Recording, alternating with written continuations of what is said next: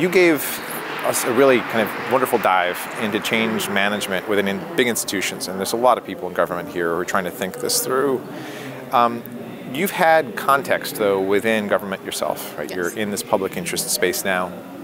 And sometimes that context has included urgency from law enforcement, national security. You worked within the White House environment.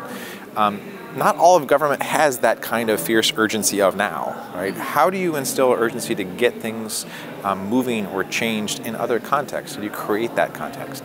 In some situations, you might be able to say, we've been doing this way for a long period of time, but the time for change is now. Maybe there's not a lot going on, and we now have the environment that is right, so we can actually focus on making a change. Sometimes you might point to pressures from other agencies who are starting to change and you don't want to be left behind.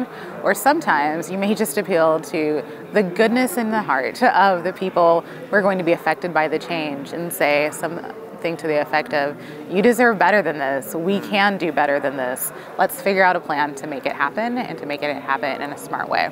To take one step back from that, how do you get people to see that change is necessary in the first place? Getting to consensus on change is often a process, and a long process at that. I found that it's best to focus on the mission of the organization and the outcomes desired. And so with the outcomes, let's always bring it back to who are we ultimately serving?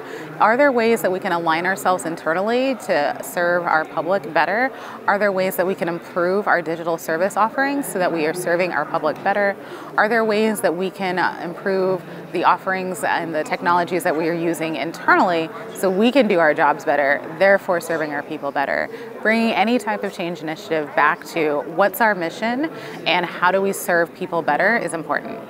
So one of the things I saw at the end of the last administration in DC, and frankly I've seen in other places too, is a question of transition. And a lot of times with the new, the fun, the shiny, something comes in, someone comes in, there's an initiative, and then they move on.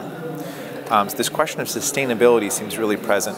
And I think that seems even more so in the digital space when things can be ephemeral, funding can go away, personnel can move on. As you make the case for change, how do you make the case for institutionalization and make sure that the shifts to the culture, the shift to the process stick around? I always like to say, let's design with the end in mind. So as you are starting to build your change management plans, start thinking of who is going to be around to sustain this? Is the long-term plan for someone in this change team to stay long-term and join the team?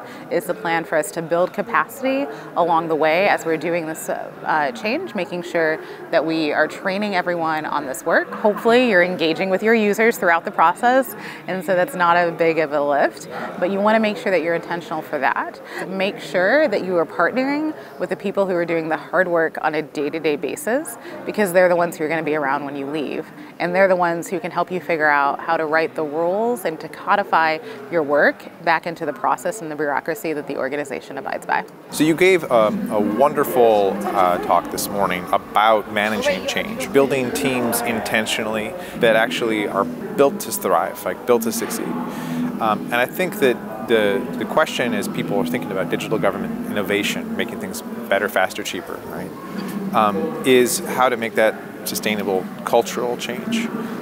How do you think about changing culture towards that? What are the ways that you've learned, as you said, all different levels of government, in a way that'll survive the founder? Yeah, I often think about creating a new culture. Don't be afraid to start small. Don't feel like you need to change the entire culture the day you start, or with one project that you're going to magically transform the entire culture. Be willing to just start small, to find a few individuals where you can start modeling the new culture, figure out ways to reward the positive behavior, rewarding the behavior that you want to see, and getting additional people to model it as well. Over time, these types of changes will start to have an impact as you start to make sure that people understand, the broader organization understands the type of culture that you want to build and that you're serious about rewarding people who embody that. What inspired you to join service, and what inspires you now as you look around to see how people are still joining to improve government? Yeah, I always love finding people who know that they want to be a public servant because, to be honest, this is not a career path that I ever envisioned for myself. When I went to graduate school, I explicitly said I would never work in the government and I would never work for a nonprofit. And since grad school, I've exclusively worked for governments and nonprofit organizations. But what has really inspired me to enter public service and to continue to work in public service is the ability to use my skills to really improve outcomes for other citizens, to improve outcomes for the people who rely on our government services and the other services that NGOs provide.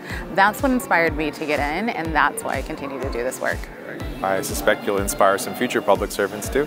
I hope so. Thank you so much for chatting. Thank you.